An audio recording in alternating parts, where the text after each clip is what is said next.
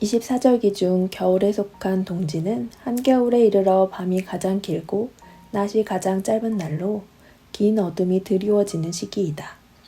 동지가 지나면 소환이 오는데 소환은 작은 추위 속 겨울 풍경이 선명해지는 때를 지칭한다. 인생을 계절에 비유한다면 지금 나의 삶은 동지를 지나 소환으로 가는 길목에 서 있다.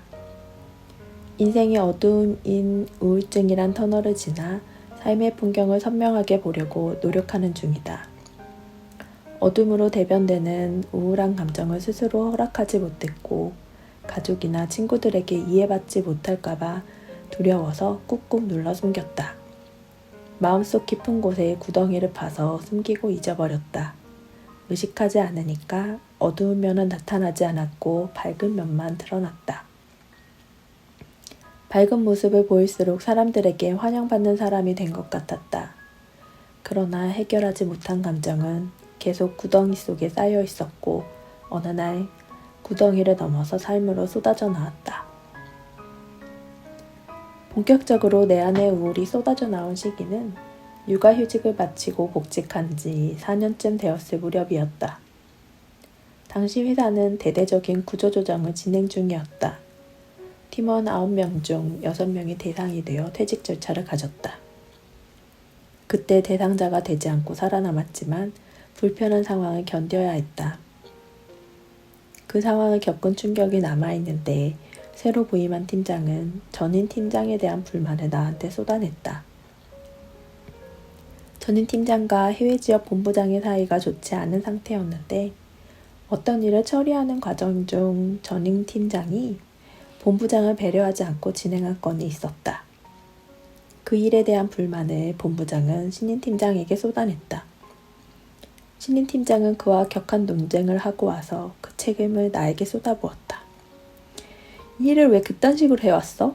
전임 팀장이 그렇게 하는 거 그냥 두면 어떡해? 나라면 그런 식으로 일 안 했어. 팀장한테 말해서 일이 잘 마무리되게 했어야지. 전임 팀장이 그냥 시키는 대로만 하고 있으면 어떡해? 너 그거 불탄 냄비 속에서 타들어가는 줄 모르는 개구리가 된 거야. 알아? 이미 쏟아지는 그녀의 폭언과 무시무시함에 주눅들어 얼어가던 마음이 마지막 문장을 듣고 쪼개졌다. 팀 변경 후 적응하기 위해 애썼던 4년의 세월을 송두리째 부정하는 말이었다. 구조조정에서 살아남았다는 마지막 자존심을 부숴버리는 말이었다. 그녀가 종로에서 뺨 맞고 한강에서 화풀이하는 중임을 알았지만 그렇게 맞은 돌에 개구리는 즉사했다. 잘못 살았다니 어떻게 감히 남의 인생을 그렇게 쉽게 평가할 수 있는지 화가 났다. 하지만 분노의 화살은 나에게로 쏟아졌다. 그녀의 말은 그대로 마음에 흡수되었다.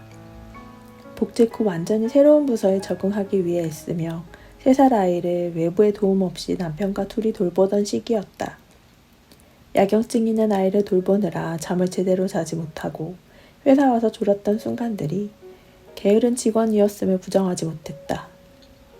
가정을 보살피는데 시간을 쓴 것은 핑계, 변명이라고 생각하게 되었다. 업무를 수행하면서 전임 팀장에게 방향성을 제시하지 않았던 것도 용서가 되지 않았다. 신임 팀장의 폭격은 당연하다며 단두대 위에 스스로 올라갔다. 그 뒤에도 팀장과 일을 할 때마다 담당자 생각이 뭐냐며 늘 나를 다그쳤다. 이미 얼어붙은 사고는 아무런 생각을 할 수 없게 했다. 결국 본인이 제안한 방식이 가장 효율적이지 않냐며 그 방식대로 일을 진행했다. 왜 자신이 생각한 것보다 나은 제안을 하지 못하냐고 일을 하는 데 의의를 두지 말라며 능력 부족, 근무 태만이라고 지적을 당할 때마다 삶의 의미가 하나씩 사라져갔다. 회사에 출근하면 미어캣이 되어 팀장의 동태만 살피는 하루를 보냈고 작은 지적에도 얼어붙어 아무런 말을 못했다. 뒤에서 눈물을 쏟아내느라 정작 해야 할 일을 제때 못했다. 그럴수록 숨은 작게 쉬어졌고 퇴근 후에도 일을 하지 않는 시간을 자책하느라 일상이 멈춰갔다. 작아진 머리를 들키지 않으려 애쓰다 보니 실수가 늘어났고 멈춤이 잦아지는 악순환의 고리에 들어갔다. 이 상황에서 벗어날 수 없다는 절망이 들었다. 살고 싶지 않다는 비명이 단전에서 올라왔기에 병원을 찾았고 약을 먹기 시작했다. 약을 먹으면서 공황 증세는 멈췄다. 하지만 팀장과의 관계는 변하지 않았다. 그렇게 4년의 세월을 버티는 마음으로 살았지만 그마저도 소진되는 순간이 왔다. 견딤의 시간이 있었기에 주저함 없이 나를 지키고 보호하기 위한 선택을 스스로 할 수 있었다. 회사에서 할 수 있는 제도는 모두 이용해야겠다는 생각으로 휴직을 신청했고 회사의 지원으로 심리 상담을 받기 시작했다. 상담을 통해 나와 타인의 경계가 허물어졌고 그 경계를 세우는 것이 중요하다는 것을 인식했다. 나와 타인의 경계를 세우기 위해서 나에 대한 이해를 하나씩 하다 보니 나라는 존재와 현재 상태가 선명하게 인식되었다. 무너진 일상을 먼저 회복하기 위해 정성스러운 하루를 보냈다. 무엇을 하고 싶은지 스스로 물어보고 하고 싶은 것들을 했다. 운동을 하고 돌아와서 낮잠을 자고 일어나니 청소도 하고 설거지도 할 수 있는 에너지가 채워졌다. 스트레스를 받지 않는 환경에서 하루를 보내는 것이 얼마나 중요한지 깨닫는 시간이었다. 휴직이 끝나고 전근 신청을 했으나 회사 사정으로 받아들여지지 않았다. 온 힘을 다해서 할 수 있는 것을 다해도 거절당할 수 있다는 것을 일깨워 주었다. 하지만 최선을 다했다면 거절당해도 괜찮다는 것을 깨달을 기회였다. 시도했다는 것만으로 충분했고 결과는 받아들이고 책임지면 된다는 것을 깨달았다. 일이 내 뜻대로 되지 않는 건 끔찍한 일이다라는 비합리적 신념을 일이 내 뜻대로 되지 않아도 괜찮다는 생각으로 바꿔보았다. 신념을 다시 쓰고 보니 내가 더 유연하고 부드러운 사람이 된 것 같다. 전근이 실패한 의미를 정리하고 나니 자연스레 떠나는 쪽으로 마음이 정해졌다. 팀에 남아서 싸움을 일삼는 사람들과 맞서서 일하는 것보다 정해지지 않은 미래에 대한 불안을 선택하는 것이 낫다는 판단이 들었다.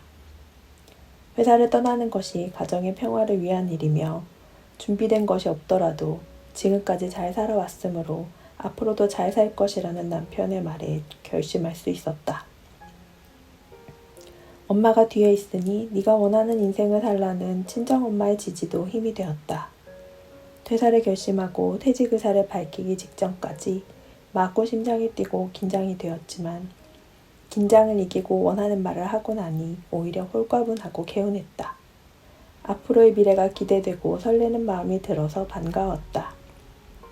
진정으로 원하는 선택을 할 때 심장이 엄청나게 뛴다고 들었는데 나의 상태가 딱 그랬다. 오랫동안 꿈꾸고 부러워했던 일을 실행했구나 싶었고 드디어 인생에서 진정 원하는 것을 할 수 있다는 생각이 들어서 뿌듯했다. 퇴직일을 정하고 회사 생활을 정리하면서 퇴사의 의미를 돌아봤다. 이 조직을 떠나기로 한 선택은 더 이상 내가 나를 내버려 두지 않겠다는 선언이다. 힘들게 하는 환경에 내버려 두지 않고 자신을 보호하기 위한 선택이다. 남에게 주었던 삶의 주도권을 나에게 가져오는 과정이다. 하고 싶은 것을 하면서 살아도 된다고 허락하는 과정이고 나다운 인생을 살기 위한 첫 발걸음이다. 이 과정을 거치면서 더 나은 나로 성장할 수 있다고 믿는다.